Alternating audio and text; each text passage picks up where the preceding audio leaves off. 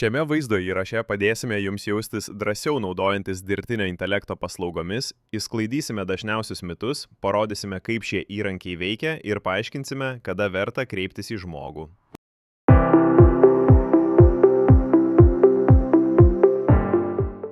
Vienas didžiausių iššūkių, su kuriuo žmonės susiduria naudodamiesi dirbtiniu intelektu, yra baimė. Vieni nerimauja, kad dirbtinis intelektas nuolat stebi arba kad jis gali pakeisti tikrus žmonės. Kiti nėra tikri, ar mašina iš tikrųjų gali suprasti jų poreikius. Tiesa ta, kad dirbtinis intelektas yra tiesiog įrankis sukurtas padėti, o ne pakeisti žmogų. Pavyzdžiui, kai banko programėlėje naudojate dirbtinio intelekto pokalbių robotą, jis nepakeičia banko darbuotojo. Jo užduotis – pagreitinti ir palengvinti procesą.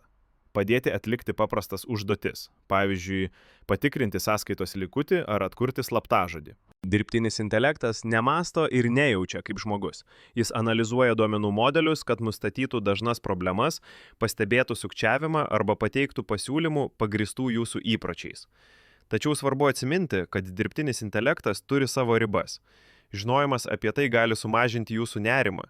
Jūs neprarandate kontrolės, naudojate išmanesnį, greitesnį pagalbininką, skirtą palengvinti jūsų gyvenimą. Skirkime akimirką paneigti keletą paplitusių mitų apie dirbtinį intelektą. Pirma, mintis, kad dirbtinis intelektas visada klausosi, tai netiesa.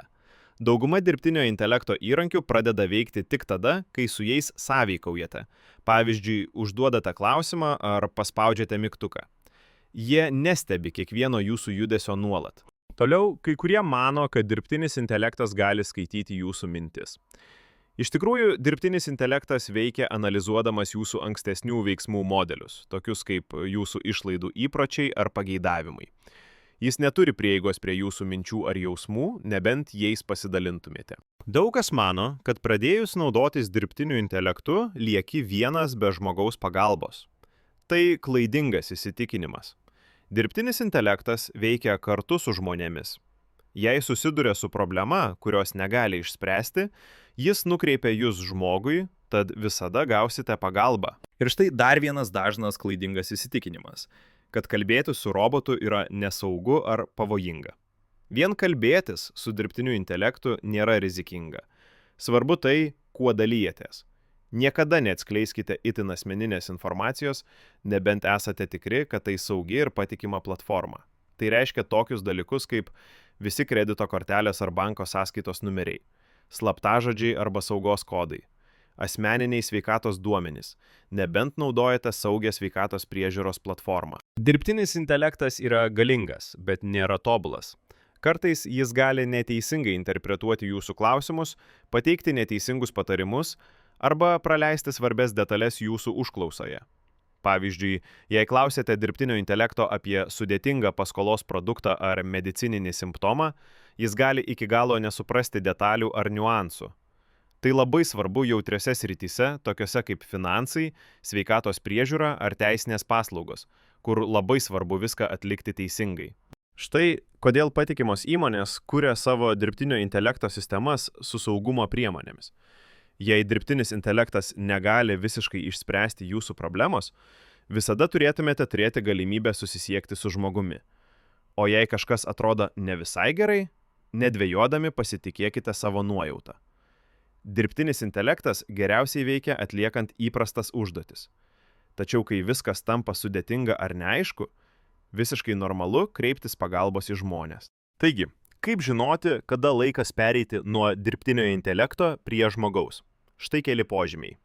Jei dirbtinis intelektas nuolat neteisingai supranta jūsų užklausą, pavyzdžiui, kai bandote užginčyti banko mokestį ir pateikia nesusijusius atsakymus, jei susidurėte su jautriomis problemomis, tokiomis kaip prarasti pinigai, teisiniai klausimai ar sukčiavimas, arba jei sistema pateikia neteisingus ar painius atsakymus, pavyzdžiui, prieštaringa informacija apie jūsų sąskaitos būseną.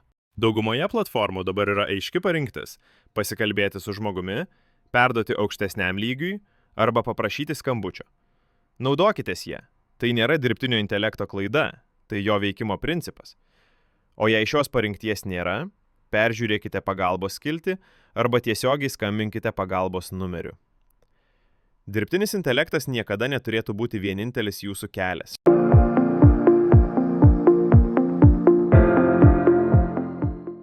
Taigi, kaip galite drąsiau naudotis dirbtiniu intelektu? Pradėkite nuo paprastų dalykų. Pabandykite naudoti banko pokalbių robotą, kad patikrintumėte savo sąskaitos likutį arba nustatytumėte biudžetą. Naudokite balso asistentus, kad nustatytumėte priminimus arba užduotumėte paprastus klausimus. Kuo daugiau naudosite dirbtinį intelektą, tuo labiau jis taps pažįstamas ir naudingas.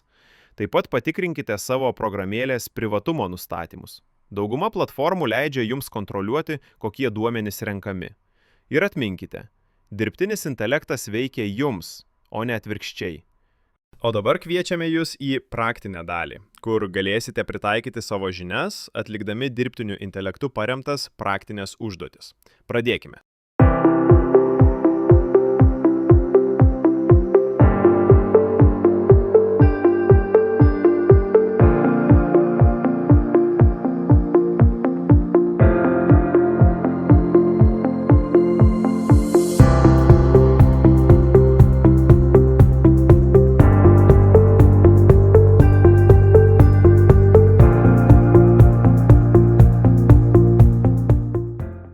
Dirbtinio intelekto įrankiai yra tam, kad padėtų, ne tam, kad pakeistų žmogišką ryšį, o jį sustiprintų.